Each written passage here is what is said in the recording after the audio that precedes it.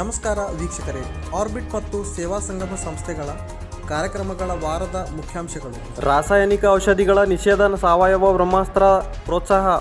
August 19ರಂದು ಪಾಣೆಗಾಂವ್ ಗ್ರಾಮಕ್ಕೆ ಹೋಗಿ ಸೇವಾ ಸಂಗಮ ಸಂಸ್ಥೆಯ ಉಜ್ಜೀವನ ಕಾರ್ಯಕ್ರಮದ ಕಾರ್ಯಕರ್ತರು ಶ್ರೀ ನವೀನ್ ರೈತರ ಹೊಲಕ್ಕೆ ಭೇಟಿ ನೀಡಿ ರೈತ ಮಹಿಳೆಯರಿಗೆ ಕಲಿಕಾ ಸಭೆಯನ್ನು ಮಾಡಿಸಲಾಯಿತು.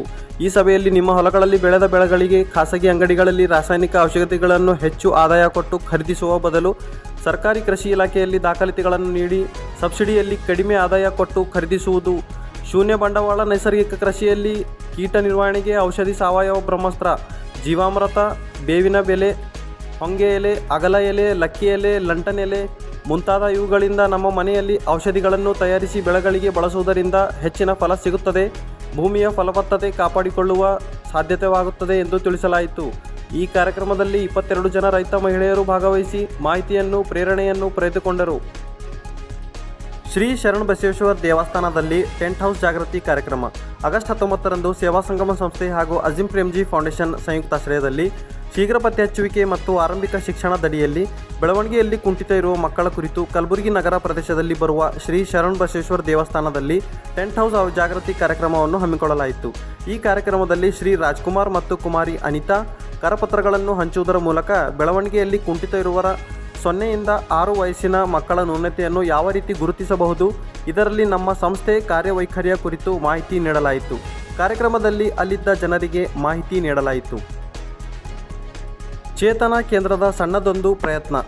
ಆಗಸ್ಟ್ 20ರಂದು ಸೇವಾ ಸಂಗಮ ಸಂಸ್ಥೆ ಹಾಗೂ ಅಜೀಂ ಪ್ರೇಮ್ಜಿ ಫೌಂಡೇಶನ್ ಸಹಯೋಗದಲ್ಲಿ ಶೀಘ್ರ ಪತ್ತೆ ಹಚ್ಚುವಿಕೆ ಮತ್ತು ಆರಂಭಿಕ ಶಿಕ್ಷಣ ಯೋಜನೆಯ ಅಡಿಯಲ್ಲಿ ಕಲಬುರಗಿ ತಾಲೂಕಿನ ಸಾವಳಗಿ ಗ್ರಾಮದ ಚೇತನ ಕೇಂದ್ರದಲ್ಲಿ ಬೆಳವಣಿಗೆಯಲ್ಲಿ ಕುಂಠಿತ ಹೊಂದಿರುವ ಮಗುವಿಗೆ ಸಾಧನ ಸಲಕರಣೆಗಳನ್ನು ಉಪಯೋಗಿಸಿಕೊಂಡು ನಡೆಸುವ ಚಟುವಟಿಕೆಯನ್ನು ಲಕ್ಷ್ಮಿಯವರು ಮಾಡಿದರು. ಬಾಲ್ಯ ವಿವಾಹ ಕಾನೂನು ಬಾಹಿರ.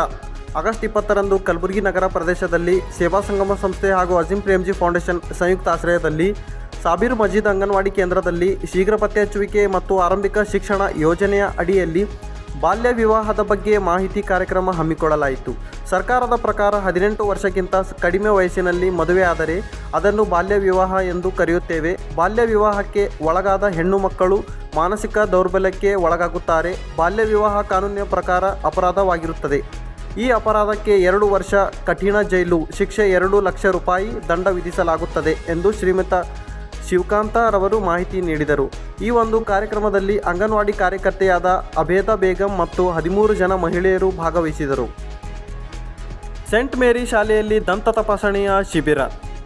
ಆಗಸ್ಟ್ 20ರಂದು ಸೇವಾ ಸಂಗಮ ಸಂಸ್ಥೆ ಹಾಗೂ ಅಲ್ ಬಾದರ್ ಡೆಂಟಲ್ ಕಾಲೇಜ್ ಮತ್ತು ಆಸ್ಪತ್ರೆ ಇವರ ಸಂಯುಕ್ತ ಆಶ್ರಯದಲ್ಲಿ ಸೆಂಟ್ ಮೇರಿ ಶಾಲೆ ಕಲಬುರಗಿಯಲ್ಲಿ 7ನೇ ತರಗತಿಯಿಂದ 10ನೇ ತರಗತಿಯ ವಿದ್ಯಾರ್ಥಿಗಳಿಗೆ ದಂತ ತಪಾಸಣೆ ಶಿಬಿರವನ್ನು ಆಯೋಜಿಸಲಾಯಿತು.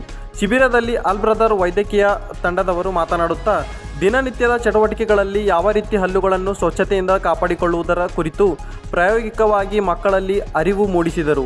ಈ ಸಂದರ್ಭದಲ್ಲಿ ಸೇವಾ ಸಂಗಮ ಸಂಸ್ಥೆಯ ನಿರ್ದೇಶಕರಾದ ಫಾದರ್ ವಿಕ್ಟರ್ ವಾಸ್ ಅವರು ಮಾತನಾಡಿ, ಆರೋಗ್ಯವೇ ಭಾಗ್ಯ ಎನ್ನುವಂತೆ ದಂತವು ನಮ್ಮ ದೇಹದ ಪ್ರಮುಖ ಅಂಗವಾಗಿದೆ. ಆದ್ದರಿಂದ ಅಲ್ ಬ್ರದರ್ ಕಾಲೇಜ್ ಮತ್ತು ಆಸ್ಪತ್ರೆಯವರು ಸೇವಾ ಸಂಗಮ ಸಂಸ್ಥೆಯ ಮೂಲಕ ನಿಮಗೆ ದಂತ ತಪಾಸಣೆಯು ನೀಡುತ್ತಿದ್ದಾರೆ. ಇದರ ಸದುಪಯೋಗವನ್ನು ಪಡೆದುಕೊಳ್ಳಬೇಕೆಂದು ತಿಳಿಸಿದರು. ಈ ಕಾರ್ಯಕ್ರಮದಲ್ಲಿ ಸೆಂಟ್ ಮೇರಿ ಶಾಲೆಯ ಪ್ರಾಂಶುಪಾಲರಾದ ಸಿಸ್ಟರ್ ಜಯಶ್ರೀ ಹಾಗೂ ಶಾಲೆಯ ಶಿಕ್ಷಕರು ಮತ್ತು ಸೇವಾ ಸಂಗಮ ಸಂಸ್ಥೆಯ ಸಿಬ್ಬಂದಿ ವರ್ಗದವರು ಭಾಗವಹಿಸಿದರು. ಈ ಶಿಬಿರದಲ್ಲಿ 760 ಮಕ್ಕಳು ಭಾಗವಹಿಸಿ ಇದರ ಸದುಪಯೋಗವನ್ನು ಪಡೆದುಕೊಂಡರು. ಬ್ರಹ್ಮಾಸ್ತ್ರ ತಯಾರಿಕೆಯ ವಿಧಾನದ ಮಾಹಿತಿ. ಆಗಸ್ಟ್ 21ರಂದು ನಂದಿಕೂರ್ ಗ್ರಾಮದಲ್ಲಿ ಸೇವಾ ಸಂಗಮ ಸಂಸ್ಥೆಯ ಉಜ್ಜೀವನ ಕಾರ್ಯಕ್ರಮದ ಕಾರ್ಯಕರ್ತರಾದ ಶ್ರೀಮತಿ ಇಂದೂರವರು ಸಂಘದ ಸದಸ್ಯರಿಗೆ ಬ್ರಹ್ಮಾಸ್ತ್ರ ತಯಾರು ಮಾಡಿದ ವಿಧಾನವನ್ನು ತಿಳಿಸಿದರು. ಬೇವಿನ ಎಲೆ, ಹೊಂಗೆ ಎಲೆ, ಹಾಗಲ ಎಲೆ, ಸೀತಾಫಲ ಎಲೆ, ಲಕ್ಕಿ ಎಲೆ, ಚೌಡಯ್ಯ ಎಲೆ, ಧತ್ತರಿ ಮಂಗಲದೆಲೆ, ಪೇರು ಎಲೆ, ಕಾಳಂಬೆ ಎಲೆ ಮತ್ತು ಆಕಳ ಗಂಜಿಲ 20 ಲೀಟರ್ ನೀರಿನಲ್ಲಿ ಬೆರೆಸಿಕೊಂಡು ಕುದಿಸಬೇಕು ಎಂದು ದಿನ ಅಥವಾ 4 ದಿನ ತಂಪಾಗಲು ಬಿಡಬೇಕು. 3 ದಿನ ಕಟ್ಟಿಗೆಯಿಂದ ತಿರುಗಿಸಬೇಕು. ನಂತರ ಆ ಬ್ರಹ್ಮಾಸ್ತ್ರ ಪಟ್ಟೆಯಿಂದ ಸೋಸಿ 200 ಲೀಟರ್ ನೀರಿನಲ್ಲಿ 6 ಲೀಟರ್ ಬ್ರಹ್ಮಾಸ್ತ್ರ ಬೆರೆಸಿ ಬೆಳೆಗಳಿಗೆ ಸಿಂಪಡಿಸಿದರೆ ಬೆಳೆಗಳನ್ನು ರೋಗದಿಂದ ದೂರ ಇಡಬಹುದು ಎಂದು ತಿಳಿಸಿದರು. 10 ಸದಸ್ಯರಿಗೆ ಮಾಹಿತಿ ನೀಡಿದಾಗ 5 ಜನ ಸದಸ್ಯರು ಬ್ರಹ್ಮಾಸ್ತ್ರ ತಯಾರು ಮಾಡಿ ಬೆಳಕಿಗೆ ಸಿಂಪಡಿಸುತ್ತೇವೆ ಎಂದು ಒಪ್ಪಿಕೊಂಡರು. ರೈತ ಸಂಪರ್ಕ ಕೇಂದ್ರದಿಂದ ಸಿಗುವ ಸೌಲಭ್ಯಗಳ ಬಗ್ಗೆ ಮಾಹಿತಿ. ಆಗಸ್ಟ್ 24ರಂದು ಸೇವಾ ಸಂಗಮ ಸಂಸ್ಥೆಯ ಉಜ್ಜೀವನ ಕಾರ್ಯಕ್ರಮದ ಯೋಜನೆಯ ಕಾರ್ಯಕರ್ತೆಯಾದ ಶ್ರೀಮತಿ ನಂದಿನಿರವರು ಕಲಬುರಗಿ ತಾಲೂಕಿನ ನಾಗನಹಳ್ಳಿ ಗ್ರಾಮಕ್ಕೆ ಭೇಟಿ ಮಾಡಿ 17 ಜನ ರೈತರಿಗೆ ರೈತ ಸಂಪರ್ಕ ಕೇಂದ್ರದಿಂದ ಸಿಗುವ ಸೌಲಭ್ಯಗಳ ಬಗ್ಗೆ ಮಾಹಿತಿಯನ್ನು ನೀಡಿದರು. ತೊಗರಿ ಬೆಳೆಯುವಂಥ ರೈತರಿಗೆ ರೈತ ಸಂಪರ್ಕ ಕೇಂದ್ರದಲ್ಲಿ ತಮ್ಮ ದಾಖಲೆಗಳನ್ನು ನೋಂದಣಿ ಮಾಡಿಕೊಂಡರೆ ಹೊರಗಿನ ಬೆಳಗಿನಂತ ರೈತ ಸಂಪರ್ಕ ಕೇಂದ್ರದಲ್ಲಿ ಹೆಚ್ಚಿನ ಬೆಲೆಗೆ ಮಾರಾಟವಾಗುವುದು ಎಂದು ತಿಳಿಸಿದರು. ರೈತ ಸಂಪರ್ಕ ಕೇಂದ್ರದಲ್ಲಿ ತಮ್ಮ ದಾಖಲೆಗಳನ್ನು ತೆಗೆದುಕೊಂಡು ನೋಂದಣಿ ಮಾಡಿಸಿಕೊಳ್ಳಲು ತಿಳಿಸಲಾಯಿತು. ಇದೀಗ ಆರ್ಬಿಟ್ ಸಂಸ್ಥೆಯ ಮುಖ್ಯಾಂಶಗಳು. ಸಂವಹನ ಕಲೆ ಮತ್ತು ಪರಿಣಾಮಕಾರಿ ಆಲಿಸುವಿಕೆಯ ತರಬೇತಿ ಆಗಸ್ಟ್ 13, 10, 14ರಂದು ಕ್ರಾಸ್ ಸಂಸ್ಥೆ ಬೆಂಗಳೂರು, BDSSS ಸಂಸ್ಥೆ ಧಾರವಾಡ ಇವರ ಸಂಯುಕ್ತಾಶ್ರಯದಲ್ಲಿ ನಡೆದ ಸಂವಹನ ಕಲೆ ಮತ್ತು ಪರಿಣಾಮಕಾರಿ ಆಲಿಸುವಿಕೆಯ ತರಬೇತಿಯನ್ನು ಹಮ್ಮಿಕೊಳ್ಳಲಾಯಿತು. ಈ ತರಬೇತಿ ಉದ್ಘಾಟಕರು ಹಾಗೂ ಕಾರ್ಯಕ್ರಮದ ಅಧ್ಯಕ್ಷರಾಗಿ ಆಗಮಿಸಿದ BDSSS ಸಂಸ್ಥೆಯ ನಿರ್ದೇಶಕರಾದ ಅತಿ ವಂದನೀಯ ಫಾದರ್ ಪೀಟರ್ ಆಶೀರ್ವಾದ್ ರವರು ತರಬೇತಿ ಉದ್ದೇಶ ಕುರಿತು ಮಾತನಾಡಿದರು. ತದನಂತರ BDSSS ಸಂಸ್ಥೆಯ ಸಹ ನಿರ್ದೇಶಕರಾದ ವಂದನೀಯ ಫಾದರ್ ಅರುಣ್ ರವರು ಮಾತನಾಡುತ್ತಾ, ನಮ್ಮ ನಡೆಯಲ್ಲಿ ವರ್ಣನೆ ಇರಬೇಕು ಮತ್ತು ಆಲಿಸುವಿಕೆಯಲ್ಲಿ ಪರಿಣಾಮಕಾರಿಯಾಗಿರಬೇಕು. ಪರಿಣಾಮಕಾರಿ ಆಲಿಸುವುದರ ಮೇಲೆ ಅವಲಂಬನೆಯಾಗಿದೆ ಎಂದು ತಮ್ಮ ನುಡಿಗಳಲ್ಲೇ ನುಡಿದರು. ಈ ತರಬೇತಿ ನೀಡಲು ಸಂಪನ್ಮೂಲ ವ್ಯಕ್ತಿಗಳಾಗಿ ಆಗಮಿಸಿದ ವಂದನೀಯ ಫಾದರ್ ಎಡ್ವರ್ಡ್ ಫಿಲಿಪ್ ರವರು ತರಬೇತಿಯನ್ನು ಮುಂದುವರಿಸುತ್ತಾ, ಸಂವಹನ ಎಂದರೆ ಏನು, ಅದರ ಹಿನ್ನೆಲೆ, ಉದ್ದೇಶ, ತೊಂದರೆಗಳನ್ನು, ಅಡೆತಡೆಗಳನ್ನು, ಸಕ್ರಿಯವಾಗಿ ಆಲಿಸುವಿಕೆಯ ಕೌಶಲ್ಯಗಳ ಬಗ್ಗೆ ಸವಿಸ್ತರವಾಗಿ ತಿಳಿಸಿದರು. ಆ 2 ದಿನದ ತರಬೇತಿಯಲ್ಲಿ ಶಿಬಿರಾರ್ಥಿಗಳಿಗೆ ಮನಮುಟ್ಟುವಂತೆ ತರಬೇತಿ ನೀಡಿದರು. ಈ ತರಬೇತಿ ಕಾರ್ಯಾಗಾರದಲ್ಲಿ ಆರ್ಬಿಟ್ ಸಂಸ್ಥೆ ಹುಮ್ನಾಬಾದ್ ಮತ್ತು BDSSS ಸಂಸ್ಥೆ ಚಿಕ್ಕೋಡಿ ಹಾಗೂ BDSS ಸಂಸ್ಥೆಯ ಬಳ್ಳಾರಿಯಿಂದ ಸಂಯೋಜಕರು, ಕಾರ್ಯಕರ್ತರು ಹಾಗೂ ಮಹಾಸಂಘದ ಪ್ರತಿನಿಧಿಗಳು ಒಟ್ಟು 38 ಜನ ಭಾಗವಹಿಸಿದರು. ಹಳ್ಳಿಯ ಜನರಿಗೆ ಸರ್ಕಾರಿ ಸೌಲಭ್ಯಗಳ ಕುರಿತು ಮಾಹಿತಿ ಆಗಸ್ಟ್ 18ರಂದು ಬೋರ್ಗಿ ಗ್ರಾಮದಲ್ಲಿ ಸರ್ಕಾರದ ಯೋಜನೆಗಳ ಕುರಿತು ಮಾಹಿತಿ ನೀಡುವ ಕಾರ್ಯಕ್ರಮವನ್ನು ಹಮ್ಮಿಕೊಳ್ಳಲಾಯಿತು. ಕಾರ್ಯಕ್ರಮದಲ್ಲಿ UDID card, e Shram card, voter ID card, labour card ಮಾಡಿಸುವುದರ ಕುರಿತು ಮಾಹಿತಿಯನ್ನು ತಿಳಿಸಲಾಯಿತು. ಕಾರ್ಯಕ್ರಮದಲ್ಲಿ father Cliven Gomes, sister Shobha, Orbit ಸಂಸ್ಥೆ ಕೌಶಲ್ಯ ತರಬೇತಿ ಯೋಜನೆಯ ಸಂಯೋಜಕರಾದ ಸುಭಾಷ್ ಮಾನ್ಕಾರೆ ಹಾಗೂ ಸುಮಾರು 40 ಜನರು ಭಾಗವಹಿಸಿದರು.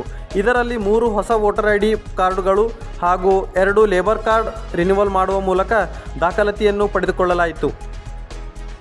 ರೋಗಕ್ಕೆ ಭೇದ ಭಾವವಿಲ್ಲ.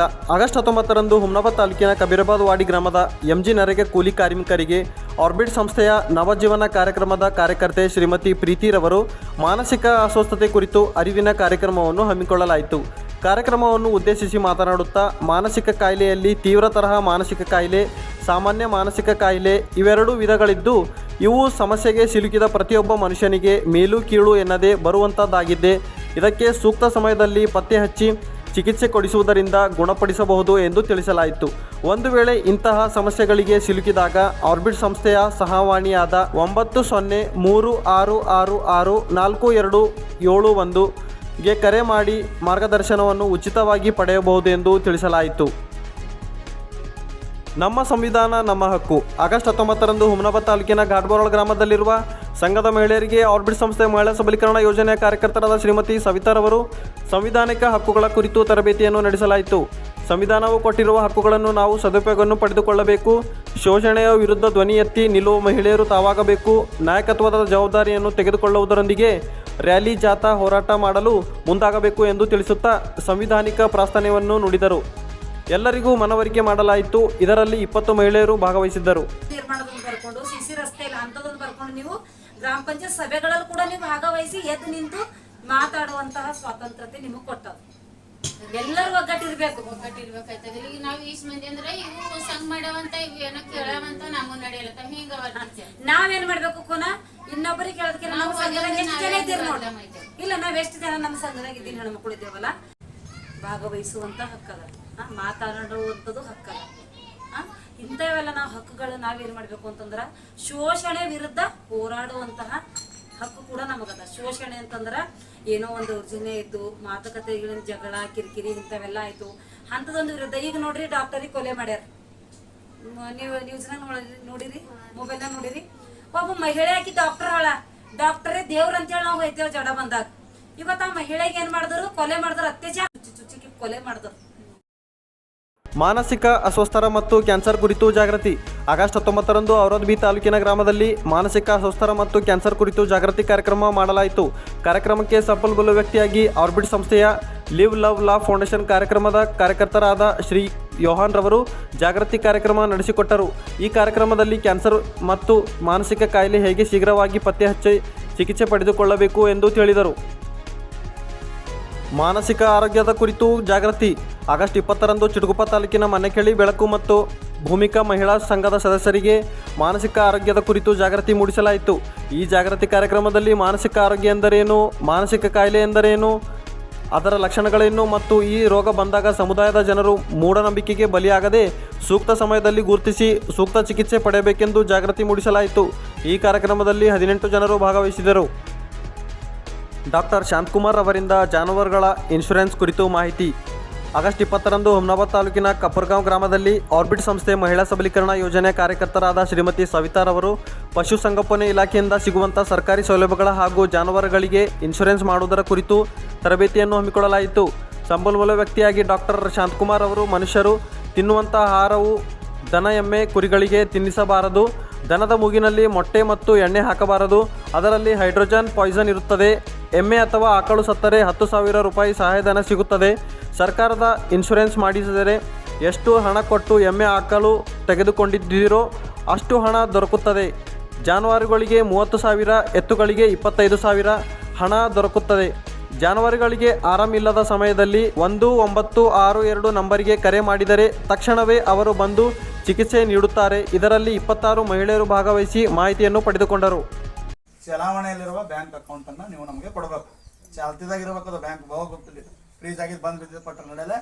ಇವೆಲ್ಲದಕ್ಕಿಂತ ಮುಖ್ಯವಾಗಿ 4ನೇ ಒಂದು ಡಾಕ್ಯುಮೆಂಟ್ ಇರ್ತದೆ, ಒಂದು ನಂಬರ್ ಬೇಕು ನಮಗೆ, FID ನಂಬರ್ ಅಂತೇಳಿ, ಫ್ರೂಟ್ಸ್ ID ಅಂತೇಳಿ ಒಂದು ನಂಬರ್ ಇರ್ತದೆ. ADLS ತರಬೇತಿ.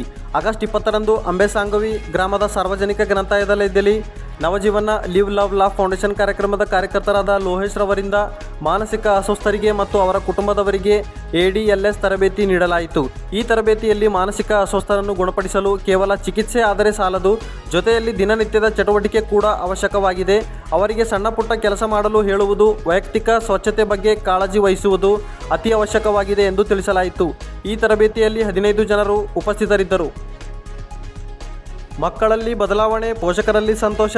ಆಗಸ್ಟ್ 21ರಂದು ಹುಮ್ನಾಬಾದ್ ತಾಲೂಕಿನ ಹಿಲಾರ್ಪುರ ಗ್ರಾಮದಲ್ಲಿ ಆರ್ಬಿಟ್ ಸಂಸ್ಥೆಯ ಕಾರ್ಯಕರ್ತೆಯಾದ ಶ್ರೀಮತಿ ಮಮತಾರವರು ನ್ಯೂನತೆಗೆ ಒಳಗಾದ ಮಕ್ಕಳ ಗುಂಪು ರಚಿಸಿ ಮಕ್ಕಳಿಗೆ ಬಣ್ಣ ಬಣ್ಣಗಳ ವಸ್ತುಗಳ ಗುರುತಿಸುವಿಕೆ ಮತ್ತು 2 ಶಬ್ದಗಳ ಉಚ್ಚಾರಣೆ ಮಾಡಿಸುವುದು, ಪೌಷ್ಟಿಕ ಆಹಾರ ಬಗ್ಗೆ ಮಕ್ಕಳಿಗೆ ಅರಿವು ಮೂಡಿಸಿ ಮಕ್ಕಳಿಗೆ ದಿನಾಲು ಶಾಲೆಗೆ ಮತ್ತು ಅಂಗನವಾಡಿಗೆ ಕೇಂದ್ರಕ್ಕೆ ಹೋಗಲು ತಿಳಿಸಲಾಯಿತು. ಈ ಗುಂಪಿನಿಂದ ಮಕ್ಕಳಲ್ಲಿ ಬದಲಾವಣೆ ಕಂಡು ಬಂದಿದೆ ಎಂದು ಪೋಷಕರು ವ್ಯಕ್ತಪಡಿಸಿದರು. ಪ್ರೇಮಾಂಜಲಿ ಶಾಲೆಯಲ್ಲಿ ಕ್ಯಾನ್ಸರ್ ಕುರಿತು ಜಾಗೃತಿ. 21 ಆಗಸ್ಟ್ 2024ರಂದು ಔರಾದ್ ತಾಲೂಕಿನ ಉಜ್ನಿ ಗ್ರಾಮದ ಪ್ರೇಮಾಂಜಲಿ ಪ್ರೌಢಶಾಲೆಯಲ್ಲಿ ಕ್ಯಾನ್ಸರ್ ಜಾಗೃತಿ ಕಾರ್ಯಕ್ರಮವನ್ನು ಹಮ್ಮಿಕೊಳ್ಳಲಾಯಿತು. ಕಾರ್ಯಕ್ರಮದಲ್ಲಿ sister Kavitha, sister Priyanka, Orbit ಸಂಸ್ಥೆಯ ಕೌಶಲ್ಯ ಅಭಿವೃದ್ಧಿ ತರಬೇತಿಯ ಸಂಯೋಜಕರಾದ ಶ್ರೀ ಸುಭಾಷ್ ಮಾನ್ಕರೆ ಹಾಗೂ ಶಿಕ್ಷಕರು ಉಪಸ್ಥಿತರಿದ್ದರು. ಕಾರ್ಯಕ್ರಮದಲ್ಲಿ ಕ್ಯಾನ್ಸರ್ನ ವಿಧಗಳು, ಕ್ಯಾನ್ಸರ್ನ ಲಕ್ಷಣಗಳು ಹಾಗೂ ಕ್ಯಾನ್ಸರ್ನ ತಡೆಗಟ್ಟುವ ವಿಧಾನಗಳ ಕುರಿತು ಮಾಹಿತಿಯನ್ನು ನೀಡಿದರು. ಇದನ್ನು ತಮ್ಮ ಕುಟುಂಬದ ಸದಸ್ಯರೊಂದಿಗೆ ಹಾಗೂ ನೆರೆಹೊರೆಯವರ ಜೊತೆಗೆ ಮಾಹಿತಿಯನ್ನು ಹಂಚಿಕೊಳ್ಳುವಂತೆ ಸುಭಾಷ್ ಮಾನ್ಕರೆ ಅವರು ಮಕ್ಕಳಿಗೆ ಸಲಹೆ ನೀಡಿದರು. ಕಾರ್ಯಕ್ರಮದಲ್ಲಿ ಒಟ್ಟು 120 ಮಕ್ಕಳು ಹಾಗೂ 8 ಜನ ಶಿಕ್ಷಕರು ಭಾಗವಹಿಸಿದರು. ಮಕ್ಕಳಿಗೆ ಸಮಾಜ ಸೇವೆಯ ಪ್ರೋತ್ಸಾಹ. ಆಗಸ್ಟ್ 22ರಂದು ಹುಮ್ನಾಬಾದ್ ನಗರದ ಸರ್ಕಾರಿ ಕನ್ಯಾ ಪ್ರೌಢಶಾಲೆಯ ಶಿಕ್ಷಕರು ಹುಮ್ನಾಬಾದ್ ನಗರದ ಆರ್ಬಿಟ್ ಸಂಸ್ಥೆಯ ಸುಮಾರು ವರ್ಷಗಳಿಂದ ಸಮಾಜ ಸೇವೆ ಮಾಡುತ್ತಿದೆ. ಇವರ ಸೇವೆಗೆ ಅಜಿಂ ಪ್ರೇಮ್ಜಿ ಫೌಂಡೇಶನ್ ಇವರು ಸಹಕಾರ ನೀಡುತ್ತಿದ್ದಾರೆ. ಆದ್ದರಿಂದ ಸಮುದಾಯಗಳಲ್ಲಿ ಯಾರಾದರೂ ಮಾನಸಿಕ ಅಸ್ವಸ್ಥರು ಕಂಡುಬಂದರೆ ಆರ್ಬಿಟ್ ಸಂಸ್ಥೆಯ ಸಹಾಯವಾಣಿಗೆ ಕರೆ ಮಾಡಿ ಮಾಹಿತಿ ನೀಡಿ ಎಂದು ಶಾಲೆಯ ಶಿಕ್ಷಕರು ಮಕ್ಕಳಿಗೆ ಮನವರಿಕೆ ಮಾಡಿದರು.